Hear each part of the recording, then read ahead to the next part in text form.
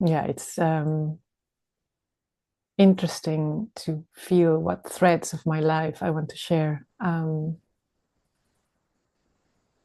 I today what's very alive is my very patchy background. So I come from a family of immigrants. They had to leave their home place in the northwest of Spain, in Galicia, due to poverty and a lot of systemic oppression from the country. So they escaped with the notion of I don't know if a simple life, that's my romanticism, but with the sense of a better life to South America, where I grew up. And I think they passed on me that search, and I'm moving a lot. I'm very rarely in the same place for more than a few months. And yeah, so I feel quite uprooted in some way, but also I kind of feel very much at home very easily, very quickly. Um, and with all those movements, I have been involved a lot with conflict. I studied conflict from a biological perspective for a few decades. So, what happens in bodies and in evolution when we have conflict. And then I realized that through my life, I was dealing with human conflict a lot, and somehow that and the desired to do something for soil regeneration kind of led me to now be of the time just trying to work on communication, human communication, and how to be with. Um, I've done a few years of learning, bearing witness with through Zen Buddhism, particularly with my teacher Joan Halifax, and the sense of what happens when we can just be in the present moment. Um, I think that's kind of the thing that drives me, and then whatever comes as a tool, it could be body work, or it could be grief tending, or it could be being in nature, or counsel, is kind of what my life is about at the moment. And I know it's going to change at some point, so I'm in this moment in that book that is being written. I don't know for how long. That's amazing. Mm. Thank you, Dita. Hello, everyone. I just want to introduce you to this wonderful woman, Dita. And she just shared with us a beautiful part of her story. And on this World Futures Day celebrations that we are celebrating and exploring what the future could be like, it's a wonderful day to explore with you, Dita, about counsel. I personally have shared in many of Dita's counsels, so I'm on the recipient part of it, on the receiving end, so I can vouch for it. But I strongly feel that that process by itself is so powerful currently because it's as if we are not hearing each other in the world currently. There are all these voices and they're so dissonant and so disconnected. And that can create lots of fear, obviously, for lots of people, especially our younger generations. So I can completely understand if our younger generations are struggling with mental health issues and all these things because they don't feel safe. Mm. But in counsel, I've always felt safe, Mm. even with strangers coming into counsel. So, Dita, I'm curious, can you perhaps share with us what is counsel and what inspired you to get involved in that? And how did you get there? Mm. And what is it? How's it helpful right now? Mm. Yeah, well, council, the way of council is a very particular form that came about in the Ojai Foundation in Santa Fe in the US. I think in the early 70s, there was a group of deep, deep inner work people, thinkers, ethnologists, culture, wanting to bring that thing that you're mentioning of how do we feel safe? How do we communicate with each other? And so there was a huge gathering there. And the story I know is that there was all these experts, all these people with a lot of experience bringing their own tools. And I get in love with my tools, and I want my tools to be the ones that do the work and blah, blah, blah. So there was a lot of conflict actually happening until they decided, no, we need to listen to each other. So they went back to, so they brought the idea of listening to each other in circle, which happens, I believe, all around the world in ancient cultures, but it's very alive in the indigenous cultures of Turtle Island, the US. So, and people were there as well. There were indigenous people from those tribes. And so they started having a council. And the way of council as it was reborn there just was adapted somehow to have guidelines that I believe our modernity society can understand better. So that's kind of the formal council.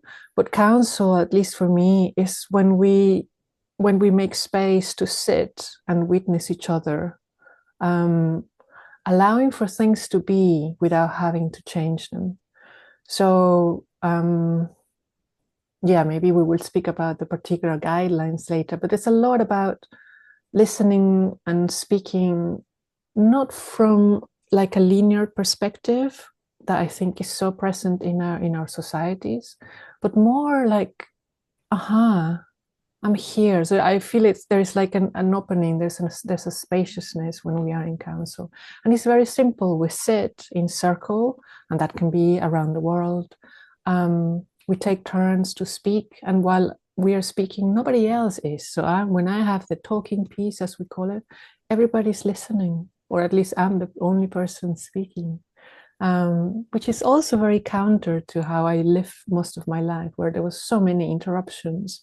So it's like there's this fear, I need to put all my words very quickly before I get interrupted. That doesn't happen in council. So we kind of make space around listening and around speaking. And often we just, take turns to speak. And it's not even mandatory. So you can be in silence. You can just be receiving, and that gives a lot as well, because we give our presence and our listening. That's part of the gift. And I came to council through a very beautiful woman I met. I was teaching permaculture, and I went to a beautiful teaching center on Dartmoor in the UK. And there was this strange energy in the place where I felt something here is beyond my understanding. There was this woman, Mel Lamb, who was a really incredible space holder, and she was a council carrier. So she held council. She had learned through Gigi Coyle and also my teacher, Pip Bondi. And just she had this sense of, she really saw people, and she really witnessed where they were at. And it fascinated me, and I knew I wanted to learn how she does that. And that's what led me to council. I learned it not through her, but she was the inspiration. Wow. Oh, you said so many amazing things now. And my body's just responding to that in this moment. And it's interesting, when I feel it in my legs, it's always grounded. And I feel my own experience with council is the same. It's very grounded. We can share deeply and be fully present to someone's experience without judging it. Or what I think what I learned from it, you learn to listen, to receive, and not to listen, to evaluate, to understand, to comment and respond, or to even validate. You are able then, because like you say, you create that space in between where things can emerge from. And it's always fascinating that whatever others are sharing, there's always a gift in for everyone. Exactly. Although the stories are very different, but that's been shared, there's always a gift for everyone. Now, I've got an interesting question for you. intuitive listening. If we think about the future, the next moment, because me, the future is the next moment. It's not like far away. It's just the next moment. We've thought of thinking about it in a linear way, but it's literally just here. That when we are in that process together, strangers, people don't know each other necessarily, that together we are actually co-creating the future through that container that's created. And it's the essence of the energy of that's been shared in the collective of that group, that the people in that circle, that creates then the possibility for something else to emerge. But we've been so conditioned to just think linearly, that we don't really take the time to be present to something like this. We don't have it because everything is so quick. But for me, council is almost like a timeless space. It's like we're going into this space outside of the normal, and we share stories of the normal there, because what we perceive to be the normal, but we literally remove ourselves from the mundane for a while. And in that process, we go into a deep co-creative space. It's embryonic. With my experience of it afterwards, even it might be a day after, or 2 days, maybe 20 minutes later, or a week later, or a month later, something begins to, you can see things starting to fall into place of what somebody said that's related to your own experience, but just in a very different way. So when we speak about the future, and you think about counsel, how do you think it can alleviate that fear of the future?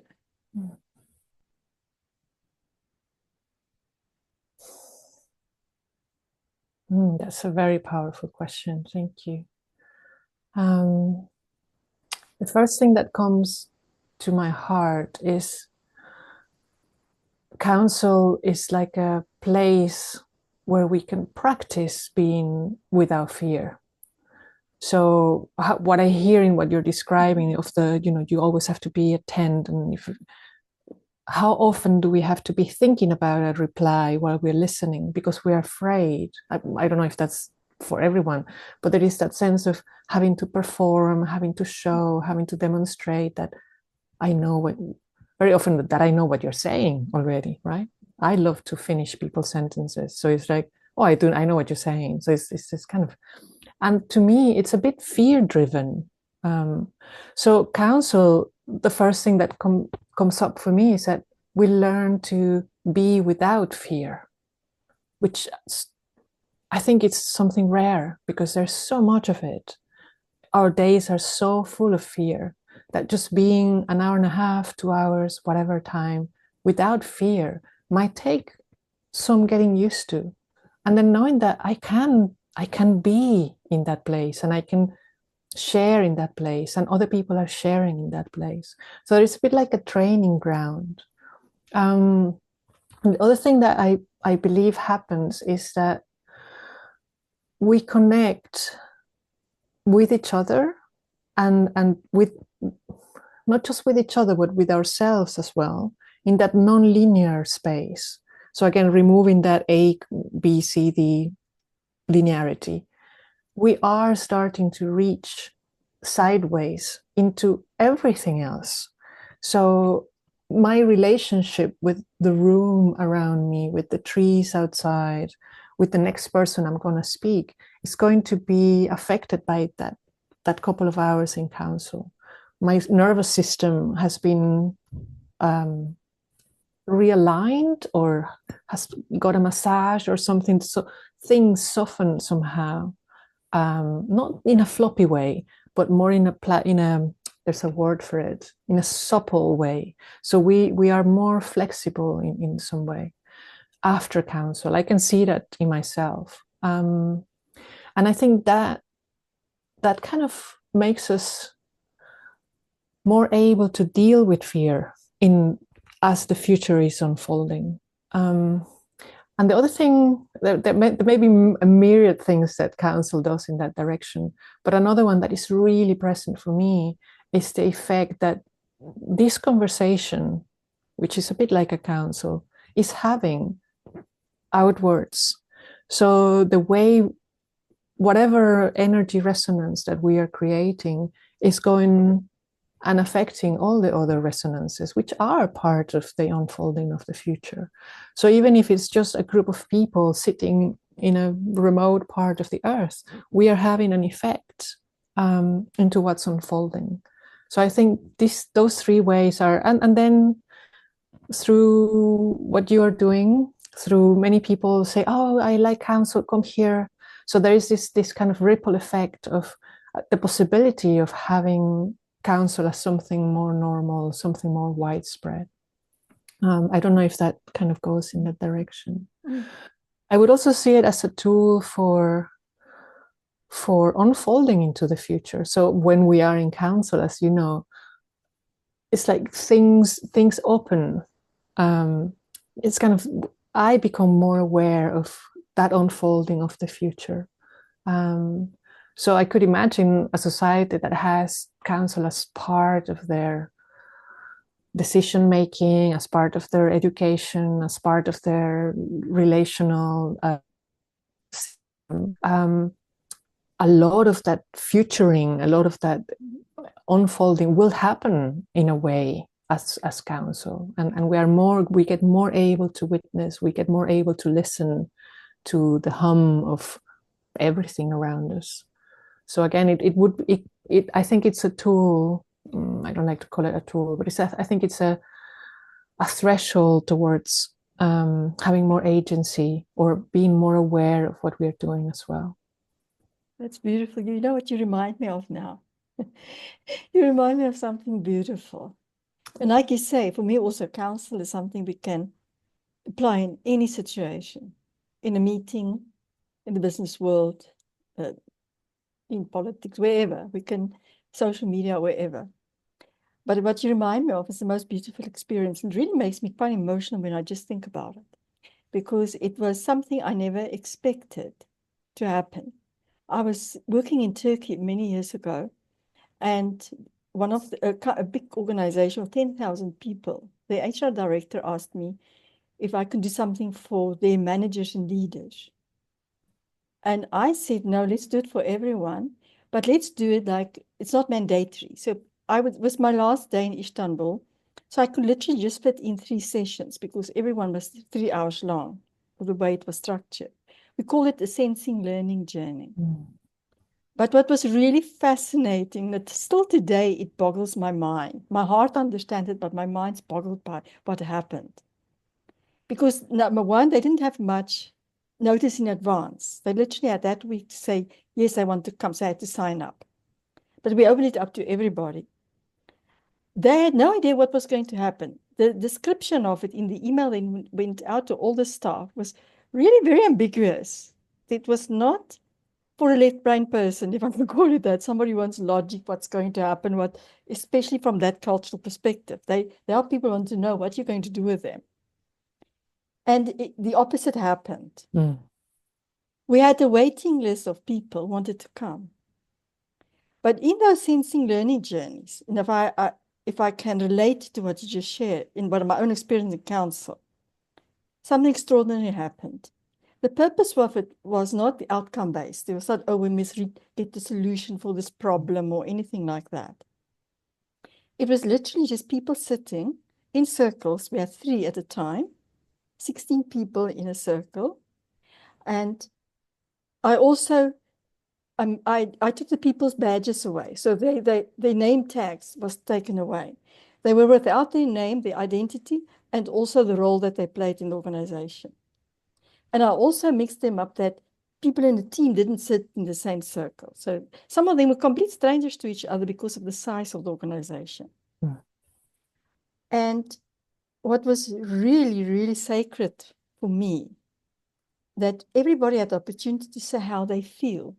That's it. And the others just listening. Also not to respond or to fix or to give advice or anything like that, like in a council.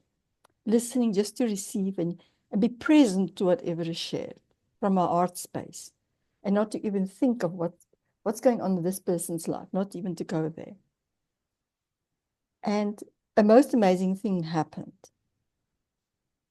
the men were crying because and they could share about anything. It didn't need to be job related. It could be very personal. And they went personal, deeply personal, that they said they never shared with anyone. And here they were with their colleagues, people they work for the same companies. They had a position and a stature there. And the others were purely holding the space and listening. So they also learned how to hold the space for others in the same process without realizing it. I only afterwards made them aware of that. So it was not even something that was preempted. It just happened naturally.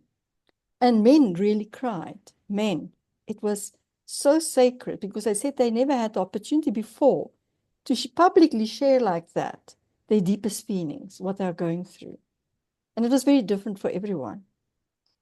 And at the end of the day of each session, so we had 3 of them, after each 3-hour session, so different people came on for another one and other people for the other last one. But what we did is we harvested what people heard. And I know in council, we also do witnessing comments. Of what did you hear? Just short. But people didn't share it verbally. They went to write it on a whiteboard. And then after that, they chose themes that came out of that they could take to leadership. And that came out of themselves. They initiated that from everything that was shared, because some of it was business related, workplace related. They then harvested that and condensed it, so synthesized it with a few points that they would want to go to leadership. And there were leaders between. So everybody was on the same level. There was no hierarchy. That they want to go to leadership that these issues must be addressed in some other way, or looked at least. They took leadership. It was incredible. But then we went to even a step further, which made it really powerful, that they had to listen to what the others were, because they were 3 in the same time in 3 circles. They had to also then share, so they would have 1 or 2, 3 people that would share what they heard in their group. And then the others had decided which was the most powerful, that they really touched their hearts, that really touched their hearts. And then they had to perform that without words. That what did they feel when they heard these things? Just to express it. It was most amazing. There was a group with a lot of young people. The way they came together organically was young people, like really young people in the company. And they just went wild because they had no inhibitions, where the others were still a bit, jumpy of showing up like that now. But then afterwards, then we did take the synthesizing part of the harvest to share with their leadership. So this is what came out of the session. And we did it all 3 sessions during the day. And then afterwards, they sent us feedback. We didn't ask for it. They just sent us emails to say how amazing this was. And they want to now duplicate it over the rest of the company, because it's so easy to do. You don't need to be an expert to do this. And they did. They then rolled it out to the whole company that other people can also join in. And some of the people who were present there took leadership in that. Because I saw this process is so, I wouldn't say simple, but it is actually, because anybody can do it if you're in the right frame of mind and how you introduce it.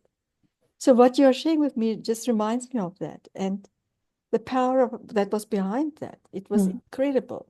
But there's something else that you shared that I want to, as you were sharing about why it's so powerful for us, especially when we're looking at the future and we're dealing with the next moment, is that counsel, in my experience, takes us out of a transactional mindset into a relational mindset.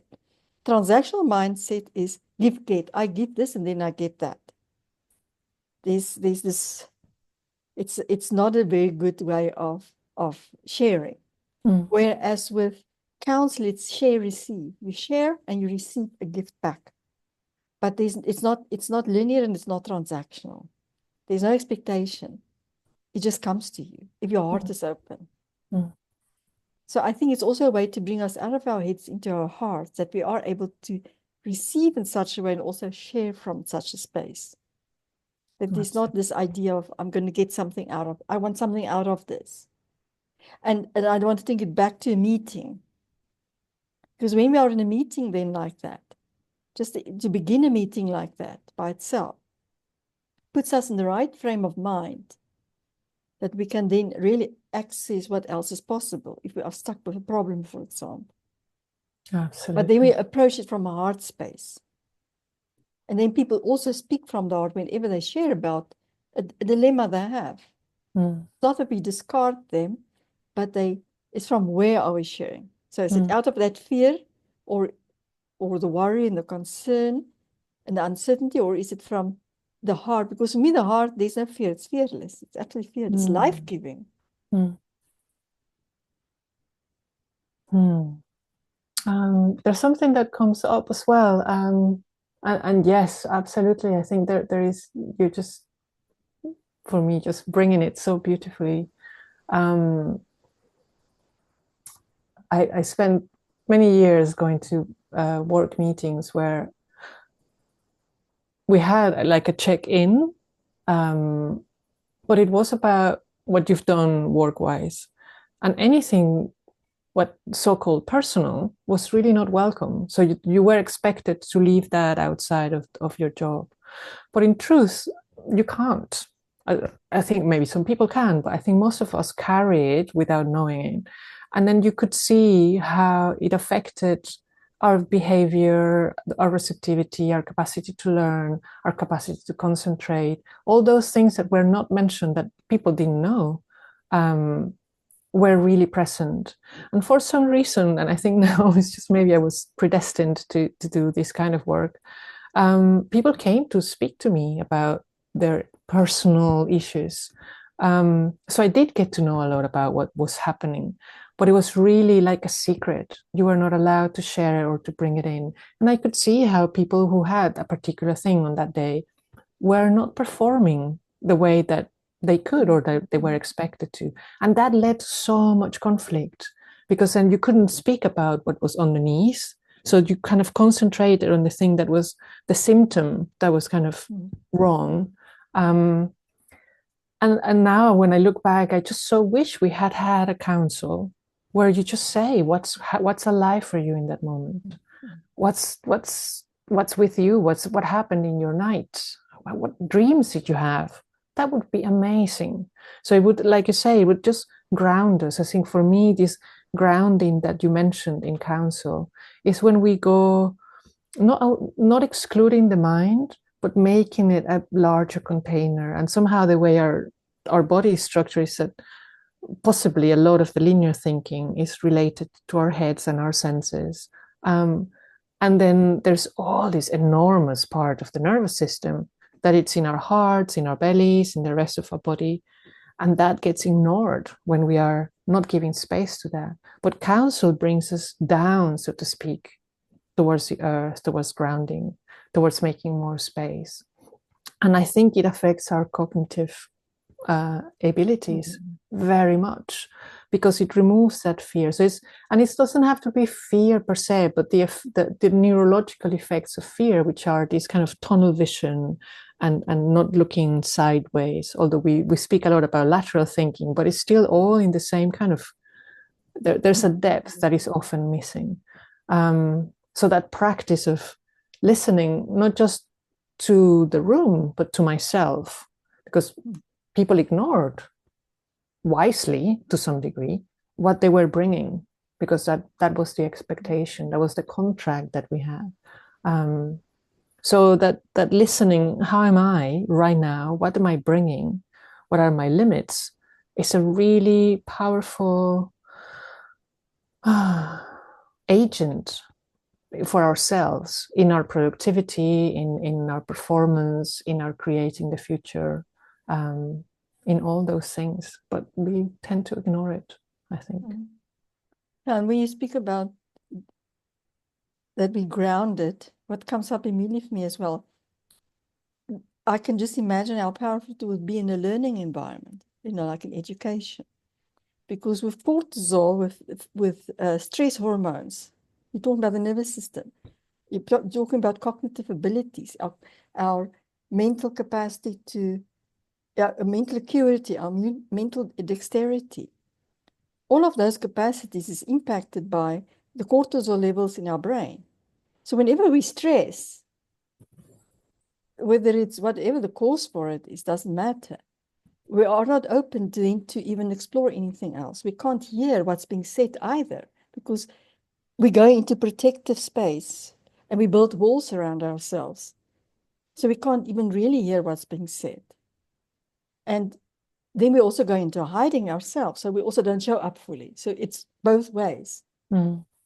So I'm just thinking that could be also really powerful to explore how counsel can be applied in the learning environment, the official structured learning environment. Just again, because it's that grounding. The other day I learned from, I can't remember the woman's name, but she was in a session that I was, and she shared, she asked us to do something. And I found it really powerful. She said, put your hands on your legs as you're sitting. So a hand on each leg, and then roll your eyes backwards in their sockets. And relax.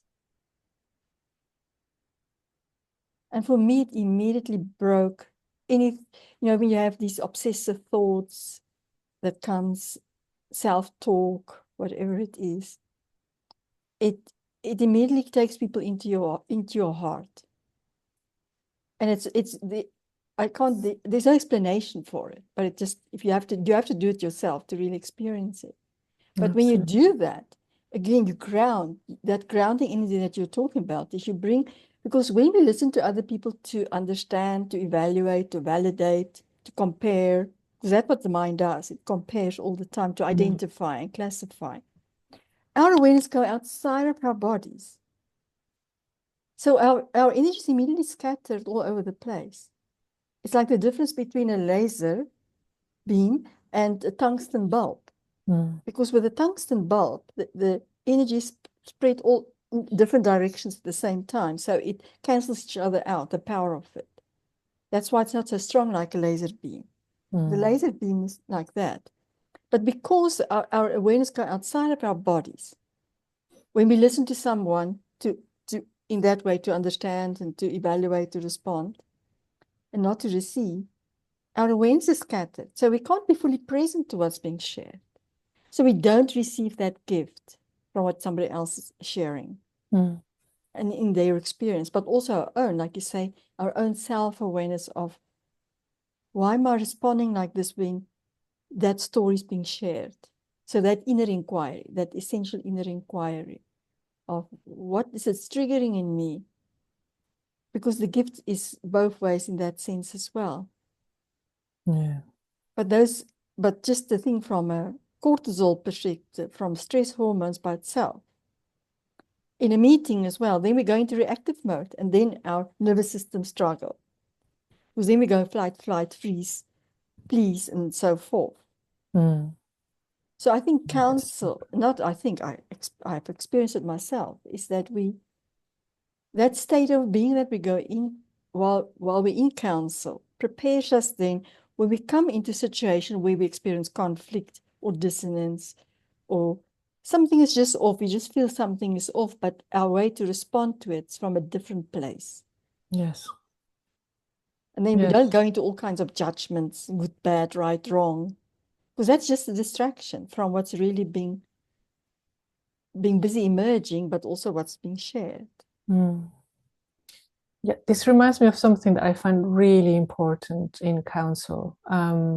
And I've experienced it with and without. So I do hold counsels. I teach as well when I'm not doing counsel. And I always hold something similar at the beginning of the sessions.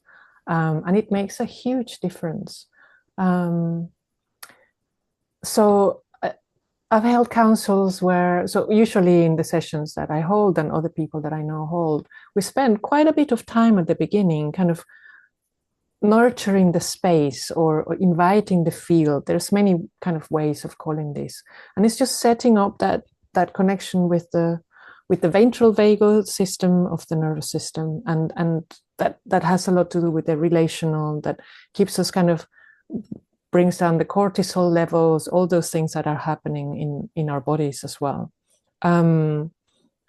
and I'm always like, oh, I'd really like to listen to people. So I'm always like, oh, should I make this shorter?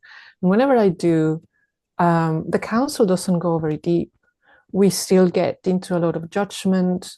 You can see there is a lot of kind of defensiveness through opinions, through yeah, kind of stories that are not from myself. So I speak about what's happening in the world, or things that are important, but I'm interested in counsel. How is that affecting you? I can read the news as well. I don't need to hear them from somebody else.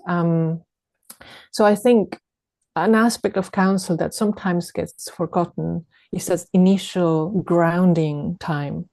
So bringing us to our bodies, bringing us to the present moment, reminding us that in this moment, hopefully, we are a bit safe at least. So that the nervous system doesn't have to be in sympathetic mode of defense, or in total shutdown as well. So it's not a relaxation as in we are going to sleep. It's like a mobilizing flow, a ground state, some people call it.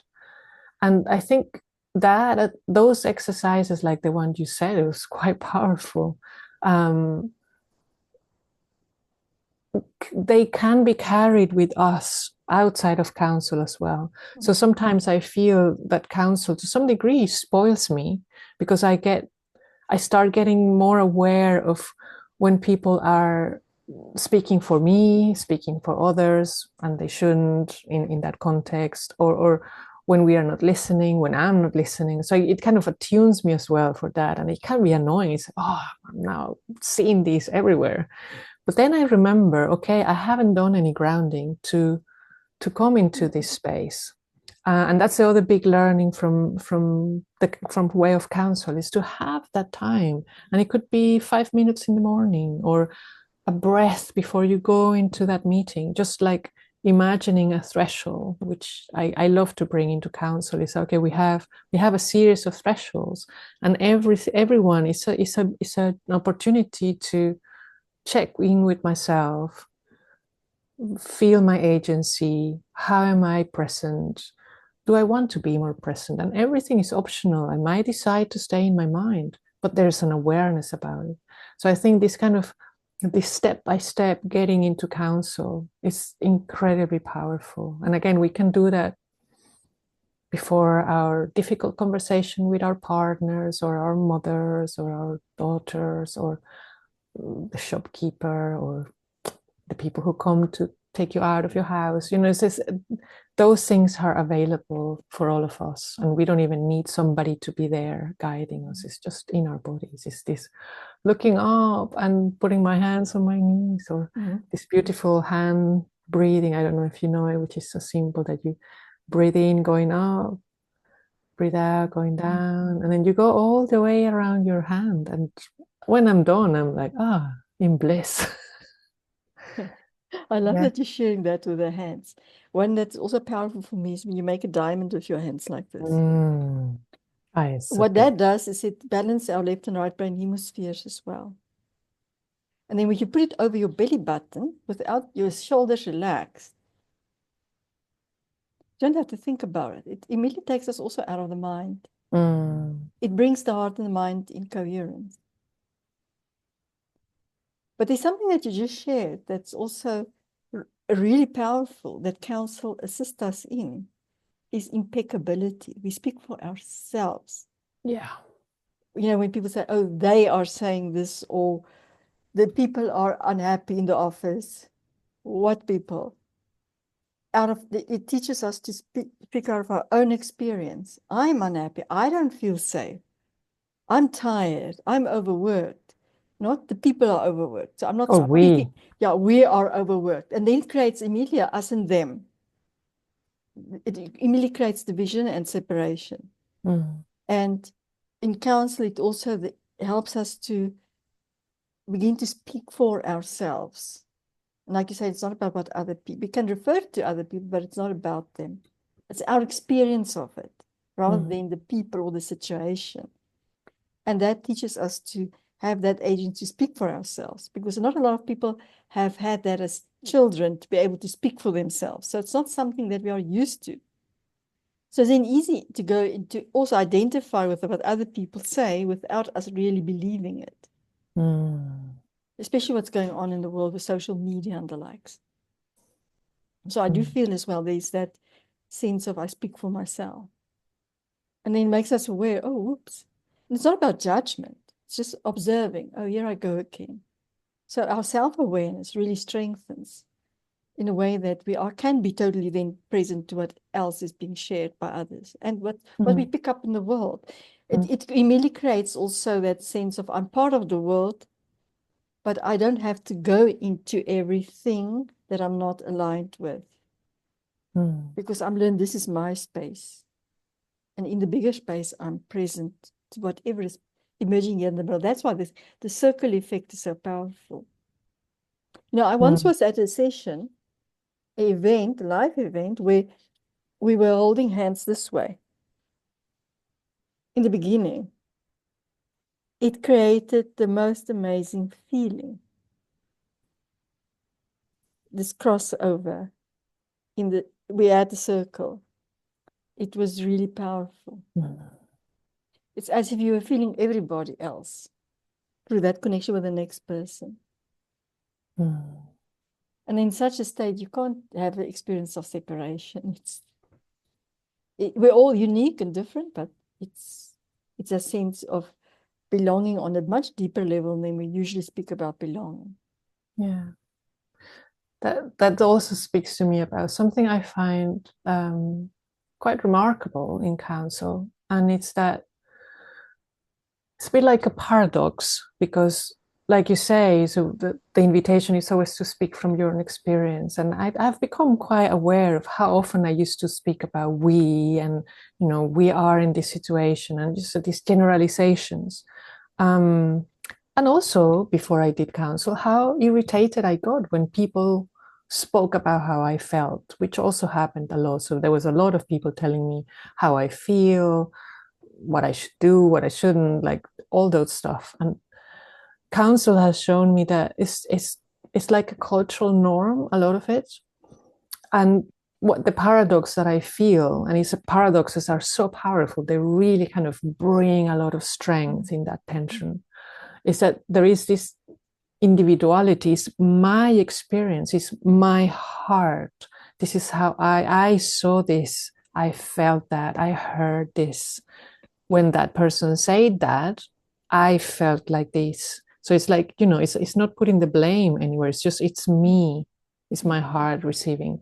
And at the same time, it removes that individuality. So it's that, you know, it's I become part of a collective much more when I'm in counsel. When I'm not asked to speak about we. So I love that. I love that through that coming to myself and my agency and my accountability, my impeccability, like you say, I feel how connected I am.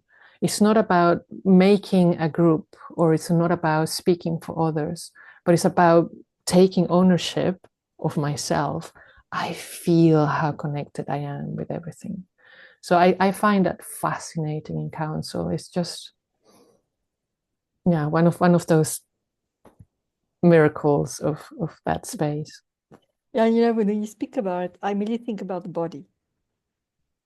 We have trillions of cells and billions of neurons, and they all have unique functions, but they're all listening in every moment and responding to the external environment and the internal environment.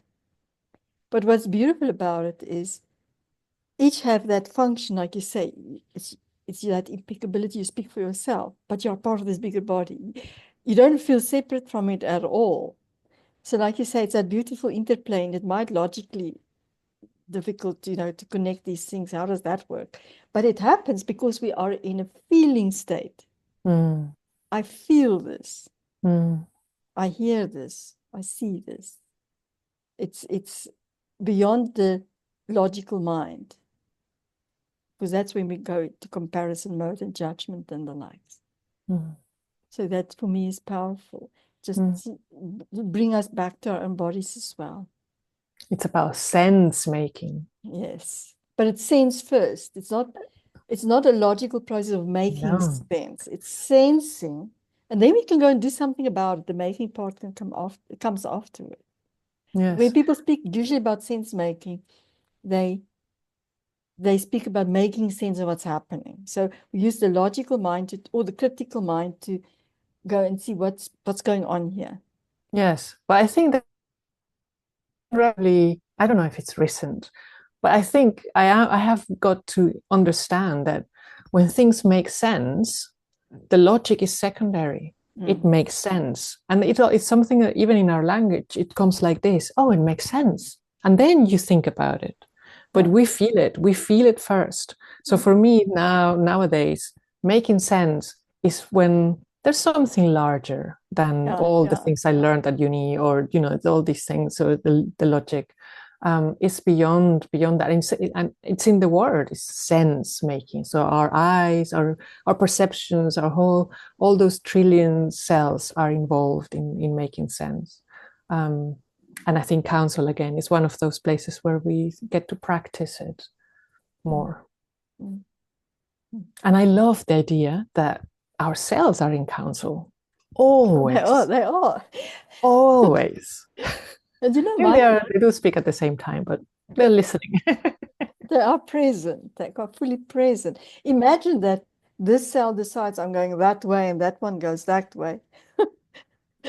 As an organism, we won't be able to operate. Yeah. So Well, it happens, and we get things like cancer, and then we where get sick. Then we get there sick. is some separation. Something is out of balance. Yeah. Yeah. Yeah. You know what? It also reminds me of when you were speaking about that group energy of inner council. I think it was Michael Jordan who spoke about the group mind. And he said that if you want to, as an athlete, if you want to win, you need to have the capability. But he says athletes, for example, and that can apply to anybody in any situation, when they learn to access the group mind of other athletes practicing together, they perform much better. Because it's another level of intelligence, so to speak. The collective intelligence of those people coming together as part of the bigger infinite intelligence. That group mind is something that humanity haven't tapped in at all yet. I'm not talking about consensus reality and mass consciousness. I'm not talking about that. This is pure energy available, intelligence available to us. But the way I understand it is that, and even Jung spoke about this, when two or more people come together, there's a third energy and a fourth energy that's co-created, which is much bigger than the sum of the individual ones. Now think of that in terms of intelligence and energy. So we have access to, if we say we are 10 people in a council, it's not 10 times 10, 100. It's not that at all. It's the composite of that, which is much bigger than the 100. But we have access to that much larger body of wisdom in that process. And my understanding, if you want to do it very practically, is that everything that impacted me as an individual in my life is then available to all the others as well on a higher level. So it's what are we allowing to come through us and to us? So when we start our experience, we always say, invite in what must come to me today and what must come through me today. So what must I hear when I listen and what must I share? And those two, there's the interplay between those two. It's become a dance, so to speak. But when we tap into that, I think as humanity, we haven't really harvested that. And I found in the council, I have to say that I found that I personally have experienced that in council when we are sharing witness comments. Because it suddenly takes it to another level of what's being shared by an individual and all the other individuals. And when you put it together, then it creates a new picture. That's awesome. If you just take the time to go and look at that. I heard this, I felt that. And we don't have to remember it. It's in our awareness. But if we just remove our I-ness out of it, the ego out of it, the personality part out of it, we can then say, oh, but these things suddenly we can connect the dots. Oh, why was I here today? Because I can see all these things. And it can become a picture. Maybe it's later that I can see that connections, but somehow there's always a connection. Absolutely. We also say speaking what serves. And this is again not trying to solve anything, but just like what you were saying, inviting what needs to come out, what needs, and to serve is not necessarily to a particular person or even to the group. It could be to myself. I love that. Thank you for mentioning that as well, of the group mind or the group heart that arises. It's so powerful. So holding council for or in an organization or with a particular issue in mind is incredibly powerful. And you can go, yeah, there's like another dimension opens, like you say. It's I don't think there's any arithmetic that we can do that is, oh, it's 10 minds times. Yeah. It's a different direction that we go. So we are tapping into an energy, a wisdom that I don't think it's available to the individual, even if we are in a group. So when we are a think tank that it's not applying counsel, may get there in different ways, but counsel is a way of getting there, like served on a beautiful container.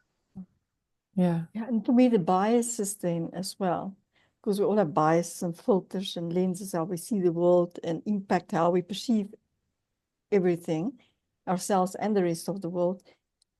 When we come into the heart, we bypass those biases because we don't have to explain or justify or validate what we've said. And that already takes us away again from our core, from who we truly are. Just that you need to explain or validate or justify. So already by that, then we are just available to so much more. Yeah. Yeah, and I like that sense of the gift. So like you said as well, that it's not transactional. So you are the other part of counsel that I also find amazing is that we are like in a pool of gifts and giving, but everything is there isn't like things that you can compare because we are not in that mindset. So maybe the gift that you're receiving is to be witnessed, and the gift that you are giving is a story, and they're both there swimming happily. Or maybe the gifts are silence or a very difficult inquiry. So you never know what you're going to get. It's like going to I don't know, a restaurant in the dark or whatever, and you're like. But I have the feeling and the reflections that I get from people is that people get things that they were not expecting to, which I also find in myself when I am very often in counsel. Things come up inside me that I haven't thought of for a long time. So I think that's again tapping into that different dimension of energy that happens when we are in that witnessing space. So it's surprising. So, oh wow, where was that? Where those words that came through me? Wow, wow. And I love the sense of doing this as part of reverence for the earth, and for not just the earth, but for everything else. And then how perhaps that everything else is like, oh yeah, they are doing counsel, I'm gonna come as well. So there is the sense of, and we invite them, like you did with the candle, we invite them in, we invite everything in. So sometimes what comes might be a different element speaking through us. And what a blessing when that happens. It's just amazing. Yeah. And for me, it also expands our perception, our awareness. So because we've forgotten how to really use our imaginations because everything's right in front of us. Everything's instant. We don't have to think anymore much because everything's just available there. And when we hear somebody else's stories, because it's not part of our frame of reference and our own experience, it opens us up to more. And that's when we can really begin to really revere and have reverence for the diversity in life and other people's experiences, so that we don't necessarily go into a state of judging others and that comparison part. But that by itself, there's more to life's experience than mine, because people can also feel very lonely and isolated and think that it's just me going through this. But when you're in counsel, you realize other people are going through similar things and other things that's maybe even worse than what I'm going through, for example. But it's that state that, this is not what it is, because people think this is it, so there's nothing else. This is just my life, and so forth. And life is happening to me, and there's no other way. But when you are in that presencing state of being present to others, then you realize, whoa, your frame of reference expand. Yes. Then you can, and because of that heart space, we can hold so much more. It's like these extremes that we currently have in the world, the polarities.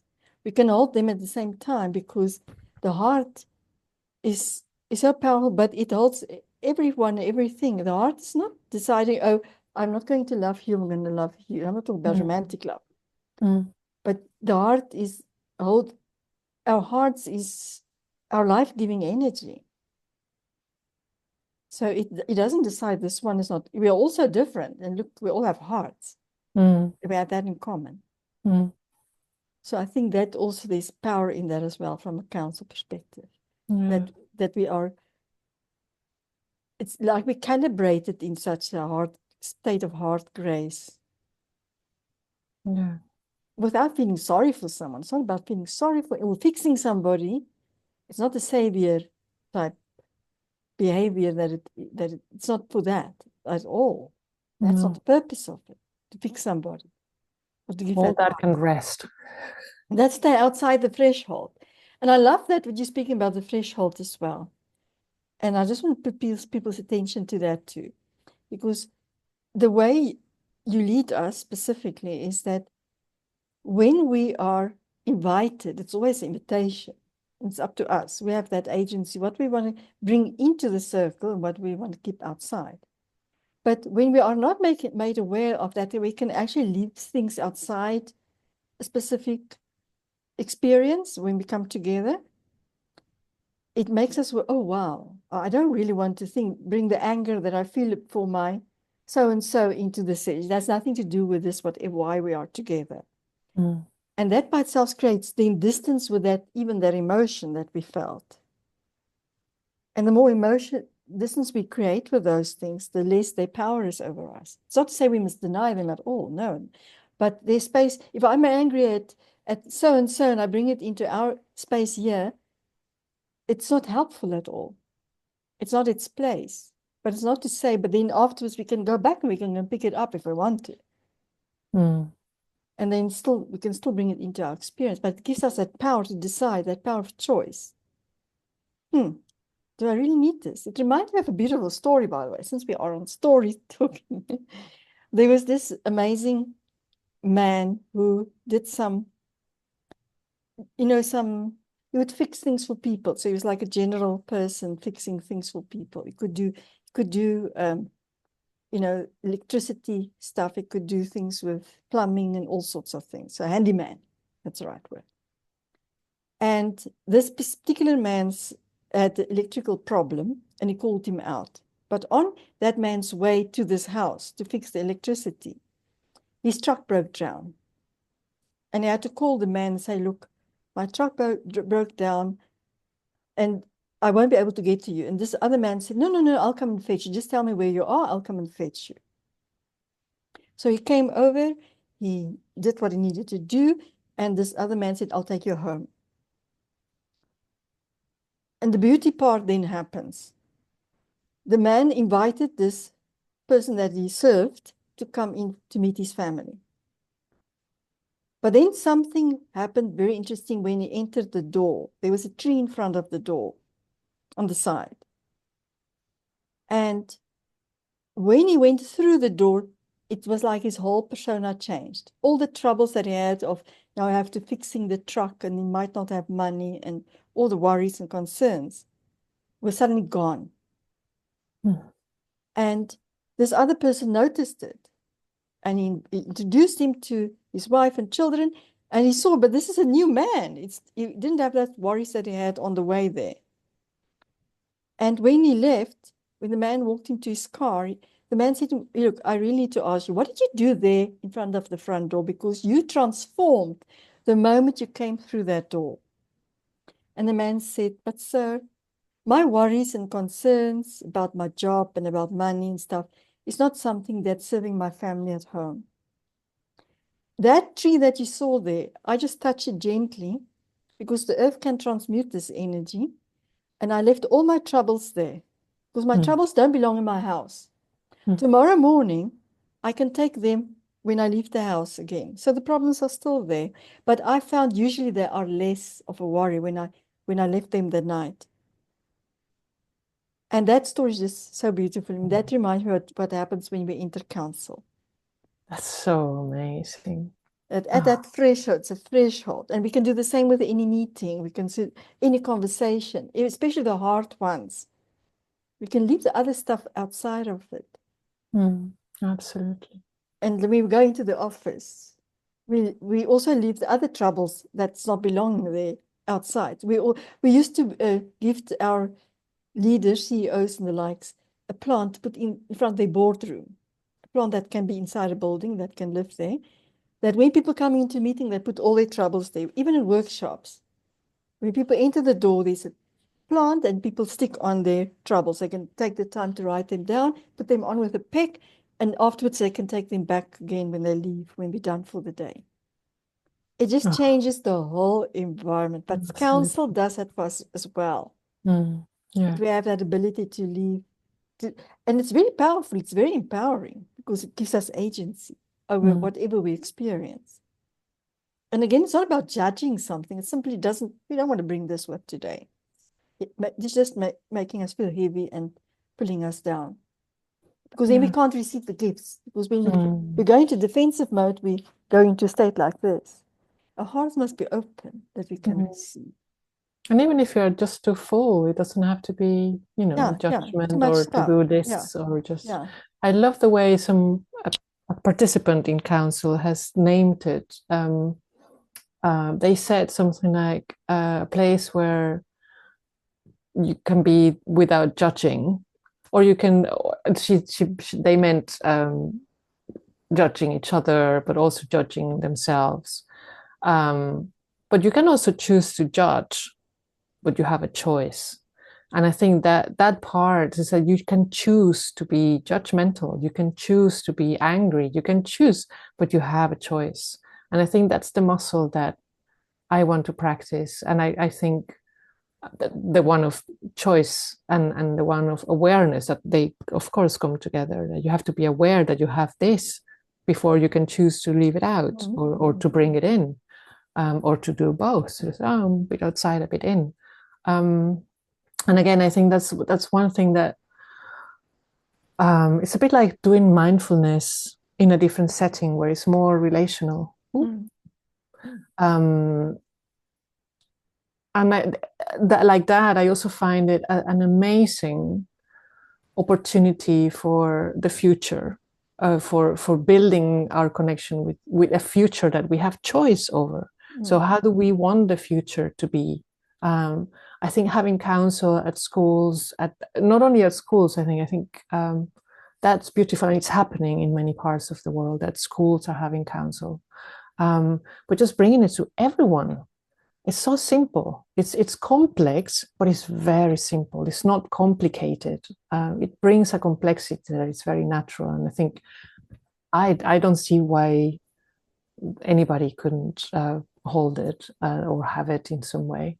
But it brings that practicing the awareness as a group, which I think we are primed to. I don't think our species is a solitary, individualistic species, which is nothing wrong, but I don't think we are like that. I think we are relational beings, and we expect to have that sense of community, that sense of holding, that sense of being witnessed without being judged when we arrive in the world. And very often what we get is just something very different, having to conform, having to perform in a particular way, to be loved, to be listened to, all that stuff. So I think council is also bringing us back to something that is very ancient, but I think that is necessary for us to meet a future that perhaps will be more aligned with who we really are and what is healthier or what is more balanced for us and the rest of the world. Because as long as we are in this track of, I'm going to call it modernity, but there's so many ways of calling it, we are going to keep, I believe, we are going to keep destroying the world. So it's not the only thing, but I think council is a bit future-proofing in the sense of diminishing the harm that we can do to the world, because we become more aware of and to each other as well. And to each other, yeah, and to myself. Just because we have more of that spaciousness to become more aware of what's going on and what's coming. You know, with all the gaps that we have, generational, cultural, gender, social, wealth, everything, it's also a way to transcend those gaps. Especially if I think of families, of people feeling lonely while they're with other people in the same house, for example. Often deeply, we have forgotten how to connect deeply with each other because of all the busyness and all the other stuff going on. And I do feel that the generational gaps are, it feels like they are becoming wider and wider as we go along. So people just can't see each other anymore, eye to eye. And I think the council as well is a way for us, even in such a very close environment, to really begin to see each other again, listen to each other and hear each other. It doesn't need a lot of time. It's like you say, it doesn't need to be hours. For us just to come together in a different way. And then we, like you say, it's like a ripple in a pond, goes outwards into whatever we experience the rest of the day or the evening, wherever we go. And it might take, again, depends, the councils that I hold are mostly just for the sake of council, but council in a similar form is held by governments in different parts of the world, and they know when it starts, but not when it finishes. It finishes when it's done, and that may be days. So I'm always pining to be part of one of those councils where you go there and it really, you can be there for a week. Maybe it's a couple of hours, but if the issue is tough, you will be there for days. And there's a story that, not a direct teacher, but it's part of the people I've learned from, tales of going, I think it's somewhere in the north of Central America, where there's a council of elders, and everybody, of course, in the village is part of it. And you can speak even if you're not an elder, but he's there as a boy. And they're speaking about bringing in some, I think it's a dam or something is going to happen, some big change to a land that is close to where they live. And then after a few hours of council, he goes out with his grandfather, who's the man who brought him in. And then he says, like, what are they? It's like, has nothing, all that I've heard has nothing to do with land use, has nothing to do, he wasn't a boy, he was a man, but he was a young man, nothing to do with blah, blah, blah. And then the grandfather turned to him and said, you haven't been listening, have you? And then they come back and it goes on and on and on. And then at the end, the council ends. And there's an agreement what they want to do, but nobody has written it down. Nobody has formulated it. And again, the boy says, so I don't understand. It's like, what? He says, well, you still haven't listened. We've touched our hearts. We've seen what, like you say, what the group heart, how it beats, what it needs, how the future should be. And there's no need to make, algorithms and things like that. They knew what they needed to say. Wow. It's like, but I think to get to that level, perhaps not. I think the more people do it, the easier it gets. There's that kind of global resonance that happens. but imagine how it is to grow up attending those councils and getting attuned to that energy, getting attuned to the way you become more and more impeccable with words as well. That also happens when we come to council. Words become precious and we use them more and more sparingly because attention is also precious. So it's like, wow, what a schooling system to come and hear and witness and be in the silence and in the discomfort and in the pain and in the joy and in the silliness of all those human capacities. Yeah, that's kind of maybe a seed for the future, that this becomes part of normality for everyone. Mm. And I love the metaphor of the seed of the future, because the seed needs a safe space to grow in. And the soil must be prepared before we sow the seeds. And then it needs nurturing and stimulation. It needs the sunlight, it needs water, fertile soil. And a council for me is fertile soil for these seeds. So especially when we think about the future, what are our intentions? In council creates that space for us to sow them in fertile soil, and then it can get nourished and stimulated, and also a safe space to burst through the soil, the hard soil, which can feel painful. Imagine that force that's needed, and it changes form all the time. And then to be able to flourish and blossom and bear fruit, we need safe spaces for that to happen. So especially when we want to bring in the new or something different. I think that's powerful then to have such spaces where we can enter into, because otherwise it can feel very lonely. Absolutely. Yeah. Thank you so much, Dita. I feel a little over my body. This is lovely. Now, I would love to invite everyone to connect with you. I'm going to share your contact details at the end of this podcast, that people can reach out for counsel, and to you otherwise as well. And yeah, for me, you can apply it in any situation. And the one word that comes up as I'm sharing this with you is trust. It cultivates trust on a level that's not logically understandable. And we need so much of that in the world right now, especially also in the business world. We need so much of that. And between different generations and so forth. It really cultivates trust on a level between humans, because it's sacred, and that reverence to each other and life itself and the earth, and everyone, and all creatures. It just creates such a beautiful space to then take off from. So thank you so much for sharing your wisdom with us today about counsel and your experience. And it's life affirming, and that's why we don't need to fear the future if we come into such spaces. Because it's life affirming. It's not harmful in any way.